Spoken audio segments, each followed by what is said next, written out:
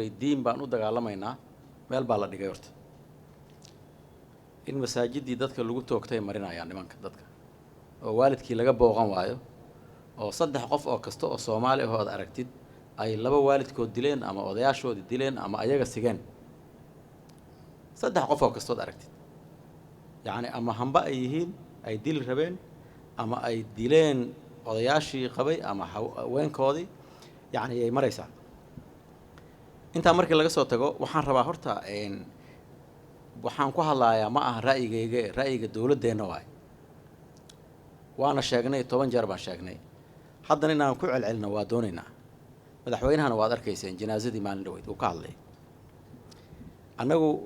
waxaan nimid iyadoo al-shabaab ay caadi iska noqdeen inay dadka canshuuraan ay caadi tahay inay odayaasha u yeeraan ay caadi tahay qabaa'ilka inay hadduu ilaahay idmahayo go'aamo maxkamadeed iyagu gaaraan ay caadi tahay oo xafiisyada dawladda xataa canshuurta looga qoondeeyo taariikhi bay noqon doontaa hadda dadka Soomaaliyeed horay inaysan ka wada garanin baa laga yaabaa laakiin go'aanka madaxweynaha uu ku qaatay in uu dagaal difaac ah galo isagoo aan fariisan taariikhi bay noqon doontaa waad ogaan doontaan waxaan rabaa laba waxyaalood inaan cadeeyo al-shabaab weerar lagu yahay ma jiro waa la iska difaacaya xaq uma ay leh inay joogaan meelaha ay joogaan horta inaan fahamno way meelaha ay joogaan waxay ku joogaan si sharci darro ah ixtikaar al-unf dawladda iska leh waxa monopoly of violence gacan ku haynta qalalaasaha dawlad baa iska leh kooxi ma lahaan karto canshuur qaadid ma lahaan karto maxkamad saarid ma lahaan karto xuquuqdii dadkani ay inagana saareen oo la inoo doortay baan horta kula xarbinaynaa nimanka maahan yani duulaan iyaga lagu yahay maaha xaqba uma leh meelaha ay joogaan inay joogaan waa niman dadkii dilaaya oo masaajidii ku dilaaya oo culimadii ay ka fakan laadahay oo waalidiintii laga booqin laayahay oo wax waliba oo ilaahay uu ihsaan ku sheegay looga cararay way oo aan qarsanayn oo dilku uu caadi yahay dilkii malaa'igu ay ka calaacaleen markii ilaahay uu bini'aadamka abuuray ay dhaheen ma ilaahay uu ma kuwa dhiiga daadiyaad meesha ku abuuraysa ay dhaheen conversation kii bay ku jirtay ilaahay malaa'iga dhaxmaray dhiigdaadintii ay caadi u tahay oo diin u tahay weeye arrinta ku saabsan hadduu ilaahay ma hayo weerarku horta waa sidaas way isdifaacaynaa inaga xuquuqdanadaan difaacanayna dadka Soomaaliyeed way kareen halkaas ay joogaan maalkoodii baan baxsanayn caruurtoodii baan baxsanayn sharafkoodii baan baxsanayn waxay inoo gumeeyeen dadyowgii aan ku xoog badnaan jiray oo ka sharaf badnaan jiray oo na dul degan oo na baarayo oo gabdhahayaga gacanta gelinaya oo cirdiga naga qaadanayo jawaabkayga gacanta la galay iyagaana keenay iyagaa sabab ah waxay noqotay qofka Soomaaliga inuu waraabo noqdo qofkii awowgii Soomaali yahay inuu iska calaamadaysan yahay oo shit hole country-na uu ka yimi potential terrorist-na uu yahay bayna gaarsiiyay inagoo dad kariima oo islaamnimadana midda ugu saalixsan oo ugu wanaagsan ay tahay oo marxaati la inooga yahay dhaqankeena dad ahaan iyo diinteena toosnaanba inagoo aan tuuga lahayn oo qof Soomaaliya statisticada adduunka ay 0% ka tahay dadka Soomaaliyeed ee adduunka caalamka malaayiinta jooga qof thief lagu soo eeday tuugnimo aysan waxba ahayn oo dhaqanka iska leh baa waxa naga dhigan niman dugaag ah oo laga cararo dhulkayagii waa abaar waa nabaad guur maxaa la yiraahdaa waa dhaqaale darro dhalinyaradii baa ka cararaysa kuwa ay dileen iyo kuwa ay bajiyeen oo badaha isku guray noqdeen iyo kuwa ay miina ku soo xirayaan hadda inta markii laga soo tago dadyowga adkaysan waay ee Soomaaliyeed garab istaag bay xaq noogu leeyihiin iyaguna inay isdifaacaan diintaaba siisay culimadii baa sheegaysa innagana wax xaq noogu leeyihiin inaan isgarab taagno laakiin ma ahan inaan u dhiibnay xuquuqdii isdifaaca ciidanka xoog uu dagaalamaya gobollo badan buu ka dirirayaa ciddii laakiin wanaagsan ee nimanka iska celinaysa ee Soomaaliya waa la garab istaagaya siyaasadda dawladdu waa sidaas waanu garab taaganahay dadkaas hiil iyo hoob aan la garab taaganahay inay isdifaacaan bay xaq u leeyihiin inana wixii aan ku caawin karnaan ku caawinaynaa meel kasto ay ka kacaan laakiin dhamaadka waxay ku dhamaanaysaa gacan ku haynta qalalaasaha inaga leh qabaa'ilkuna male oo waa ka qaadan doonaa al-shabaabna male oo waa ka xiriir doonaa hadduu ilaahay dawladda iska leh gacan ku haynta qalalaasaha hubka dawladda iska leh gacanteedu ku soo noqon doona aakhirka laakiin waqtigan iyo tabartan cid kaste oo iska celin kartaa inay iska celiso oo nu garab istaagno way hanti iyo naf iyo maalba inaanu ku taageero way adduunka inaan ola qayshano way mana jirto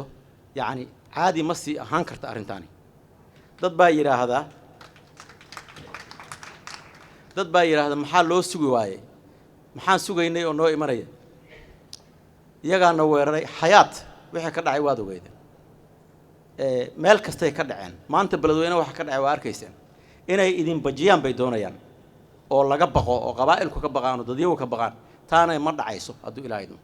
laga baqi maayo dadku nafnac weeye laba goor wax dhimanayaa ma jiraan carruurteennu ma sugi yacni uma iman karto xaaladdan diinteennii weyneyd oo wanaagsanayd in laga cararaan maraynaa oo dadkii diinta soo galaayay markii ay arkaan sida ay nimankani diin u yaqaanaan inay isaga cararaan baan maraynaa halis bay ku yihiin diintii aanay ku ahayn kuwa aan haysan marka inagu horta aragtideennuna waa sidaas dhaqdhaqaaqeena aad aragteenna waa sidaas mar kale taariikhda ayaa sheegi doonta go-aanka aan maanta qaadanay ma sahlana waan ognahay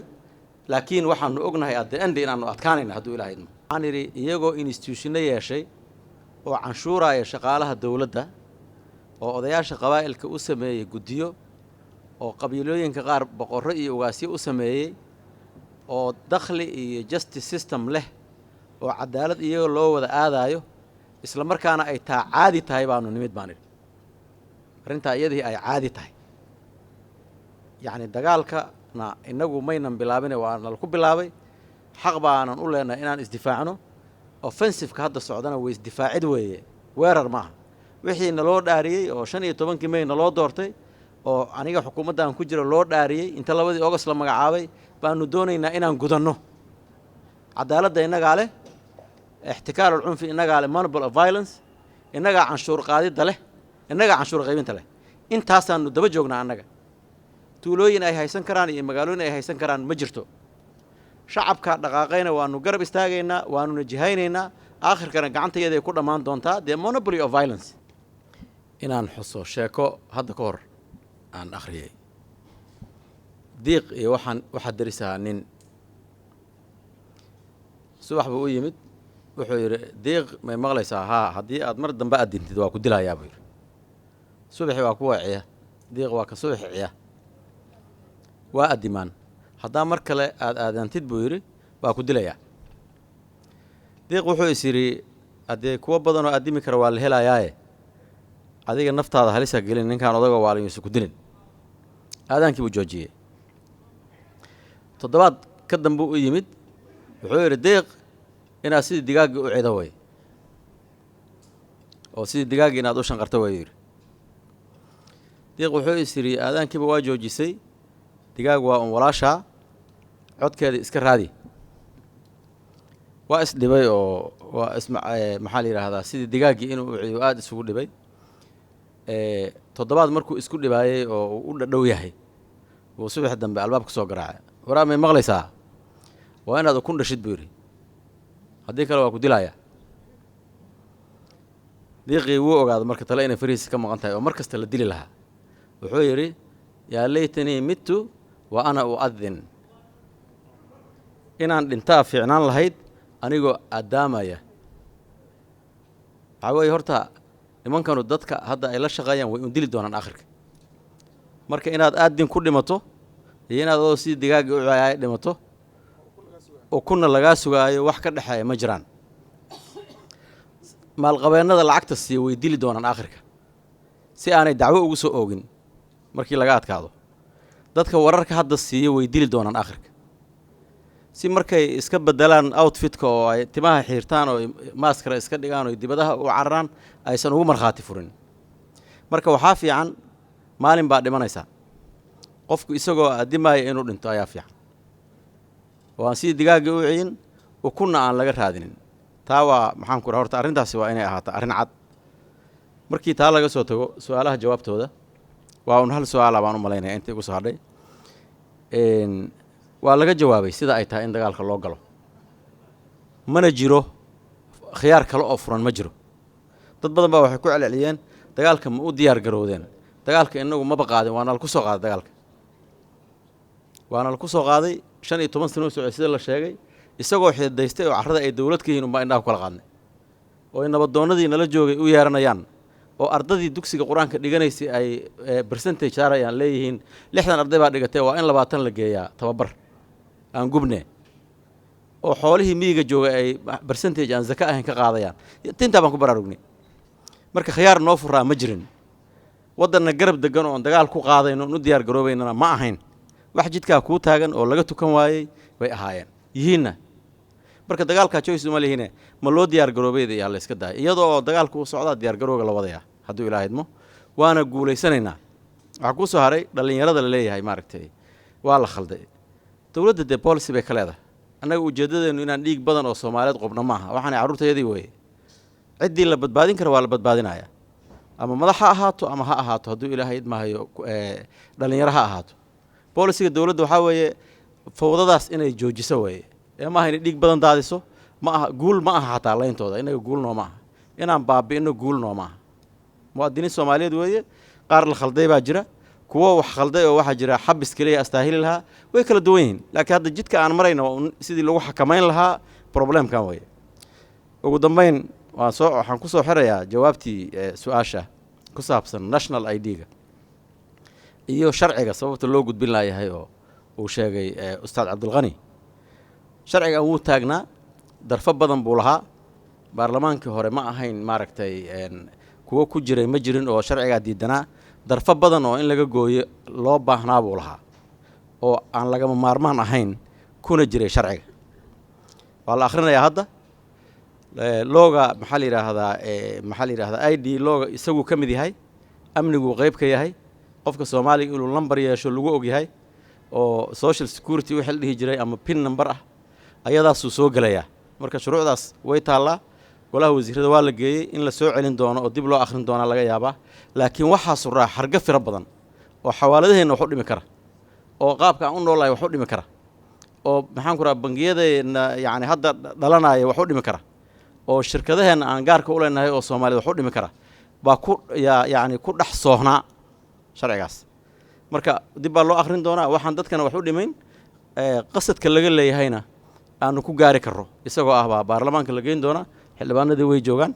iyagaana hadduu ilaahay idmahay marin doono waan isticmaali doonaa waxaan kusoo gabagabaynayaa innagu ummad muslim ahaan nahay muslimnimada cid cusub oo noo keentay ma jiro seefna nala kuma soo gelin islaamnimada niman dhallinyaraha oo lasoo khalday baa noo yimid dhibaataday geysteenna hadda waa arkaynaa intay annagana dhaafiyeen bay islaamnimada lafteeda yay magac dilayaan hadda aniga sheekhayga sheekh bashiir waxaan la tukanaya ilaa 2013 dad baa sheegaya culammada may hadasha iyo ku celcelinaya ninkii dilo wuxuu la mid yahay nin jihaad ku dhintay buu yidhi ha loo dhaqaaqo hana la iska celiyo raasamaalkii bay ku ciyaarayaan islaamnimada ahaa way wadaan waxaa weeye annaga jamcadan waa la tukanaa culummada bannaankay taagan tahay inay haddee furumaha aadaanna waa soo socotaa cudummada marka bareeg yar ha la siiyo inta la yidhaahdo xarunta xisbiga maahee waxaan u soconnaa furimaha haddaanu nahay golaha wasiirada xildhibaan yaasiin farey baa lagu yidhi taatikada ha sheegin marka taatikada kuma sii daraayo laakiin waxaanu u soconnaa jiidaha meelaha ay dagaaladu ka socdaan baanu u soconnaa qaarkeenna meeshayba ka yimaadeen oo ka soo dallaceen oo markii horeba ay ka yimaadeen ama ha uga shaqaynayeen saraakiil sarsare oo gobol ama maamul goboleedyaha ha uga shaqaynayeen qaar ka mid a golaha wasiirada markii horeba jiidahay ka yimaadeen gobolkii uu sheegaya yaasiin farey gobolka gado dowladda soomaaliyana wax kama xorayn oo army ma jirin amisomna wax kama xorayn waxaa xoreeyey dadkii deganaa weliba iyadoo la daba joogo oo SNA mushaar bay bixinaysay la doonayo shabaab in magaalooyinka laga xoreeyo yaa waxaa soo galay siyaasaddan qabiilka oo ciidankan reer hebel ama meel hebel qabsadaan ah ee degmooyinka gada ku xiga xataa waxaa la rabay in cagta la mariyo oo laga eriyo nimanka siyaasadda qabiilka ahayd oo qurunka ahayd baa hakisay anigu markii gobertoran ahaa markii la abaabulayay dirirtaas haddana waxaan deganahay degmada Garbaharey in badan oo idin ka mid ah ayaa og Garbaharey lagama boqo shabaab in ay dadka wax ku dhex yeelaan waa lagu kala adkaaday waa lagu kala baxay khalaas qofkii yimaado waa la yaqaanaa wuxuu raadinaya waa la yaqaanaa inta beri oo uu joogayana waa la yaqaanaa